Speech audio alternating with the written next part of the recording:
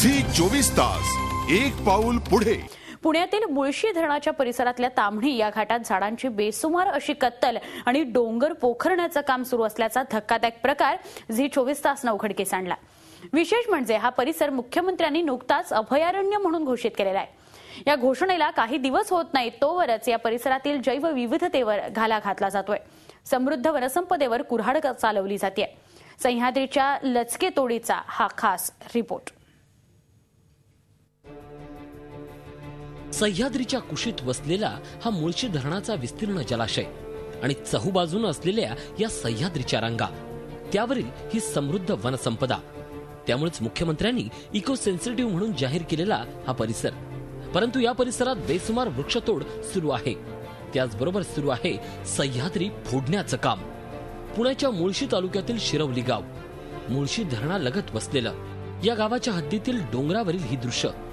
शेकडोच्या संख्येनं झाडं तोडण्यात आली आहेत। अनेक ठिकाणी तर तोडण्याचे कष्ट देखील घेण्यात आलेले नाहीत, तर झाडं सरळ जाळून टाकण्यात आली आहेत। बेसुमार वृक्षतोड करून एका बाजूला डोंगर साफ केले जात आहेत, तर त्याच वेळी मोठ्या प्रमाणावर डोंगर फोडण्याचं काम देखील सुरू आहे।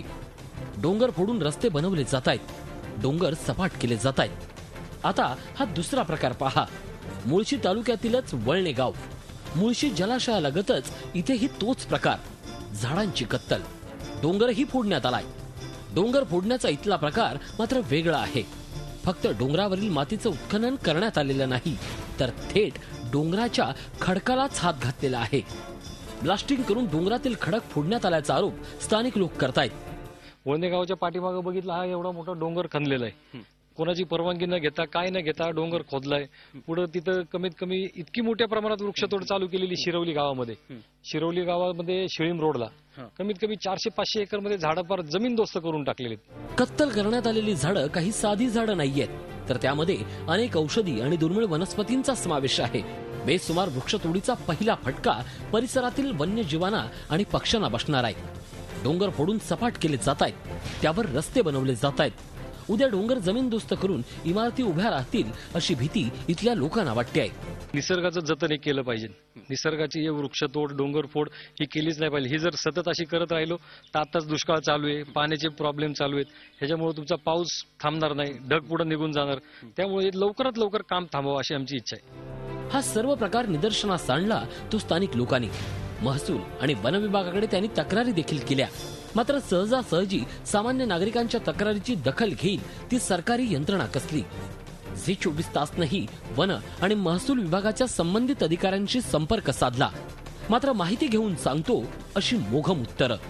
सह्याद्रीचे लचके तोडले जात असताना ज्यांच्यावर ही जैवविविधता जोपासण्याची जबाबदारी आहे ते मात्र निश्चिंत आहेत। मुळशी परिसरातील बेसुमार वृक्षतोड आणि डोंगरांमध्ये सुरू असलेलं अवैध उत्खनन याचा भांडाफोड झालाय खरा, मात्र या प्रकाराकडे इतके दिवस दुर्लक्ष करणारा महसूल, वन आणि पर्यावरण विभाग या पुढील काळात आता या प्रकारावर काय कारवाई करतात हे पाहणं महत्त्वाचं ठरणार आहे। व्हिडिओ जर्नलिस्ट विकी कांबळेचा नितीन पाटोळे, झी 24 तास, मुळशी, पुणे। झी 24 तास एक पाऊल पुढे।